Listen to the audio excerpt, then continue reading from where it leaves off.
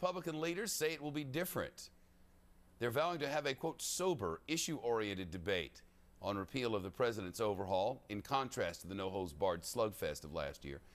This comes after President Obama called for a more civil and honest public discourse, and after Congress delayed its business for a week out of respect for the victims of the shootings in Arizona. With us now, Fox News Sunday anchor Chris Wallace. Hello, Chris.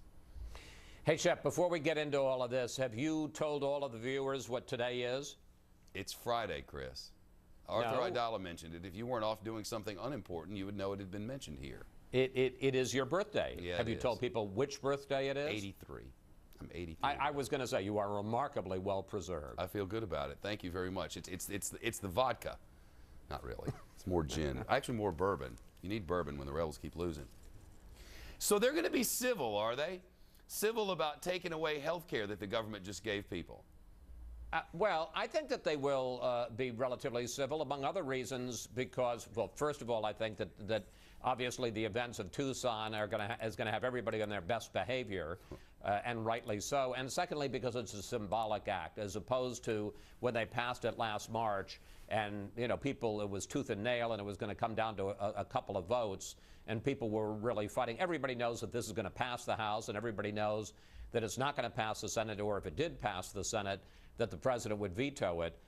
So I think that it'll be civil this time, but I don't expect the new civility to last very long, and just one hopes that we can keep it within bounds. Yeah. I mean, look, there are big issues and people disagree about them, and they should argue them vigorously. You would just hope that they wouldn't get personal about it. They'd stick to the issue. For people who don't maybe understand it all, why do something? Why waste precious time on something that's never going to have any effect on anything, no matter what the heck you do? I think a couple of reasons. First of all, because people want it, and it was one of the things that the Democrats promised that they would do. And so they're trying to say to their base, we promised we would try to repeal it, and we're going to do it.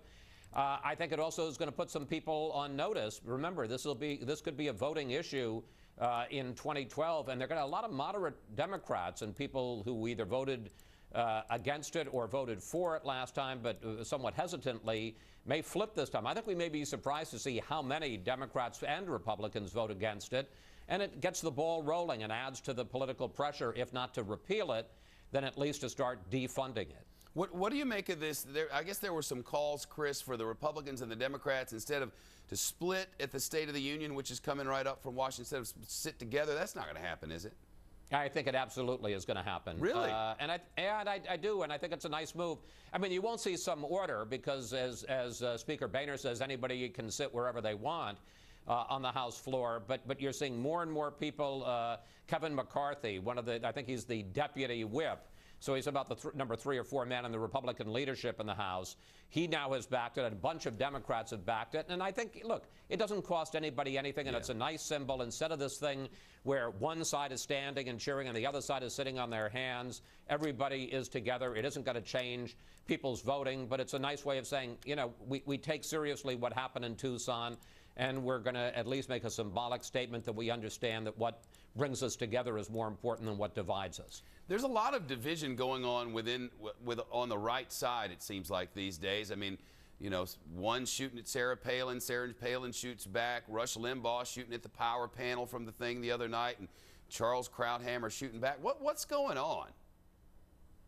Well, look, that's a healthy thing. I mean, first of all, you could say that when a party is in the majority, there tends to be more division within that party, and the Republicans now have the majority in the House. They've always been really good about speaking with one voice, though. That's been one of the things that folks who were jealous of them on the other side have always said, man, they stay together. Well, I think that, you may see some divisions, because I think there's a little bit of a battle going on for the direction of the party, and I don't think that's an unhealthy thing. I was part of the power panel that Rush Limbaugh attacked, and I'm a big boy. I can take it. Right. I mean, he said I slobbered. I don't think I do that. I think my dog Winston does, but I love him anyway. All right, I can see the headline on that one. What's happening on the big show this Sunday, Chris? I saw the Brett Baer in there last week. I was afraid they'd fired you.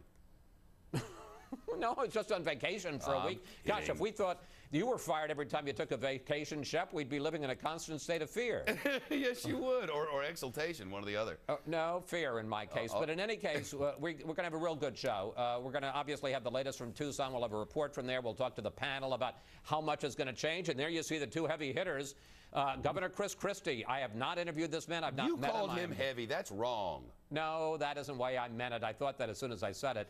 But, you know, he is one of the rising political stars in this country, and I want to talk to him about what he's doing in New Jersey and can it be replicated around the country in terms of getting tough on spending and taxes. And then Tim Pawlenty just stepped down as the governor of Minnesota, and I think going to be one of the front runners for the Republican presidential nomination. And you've got to stick around, Shep, for my Power Player of the Week.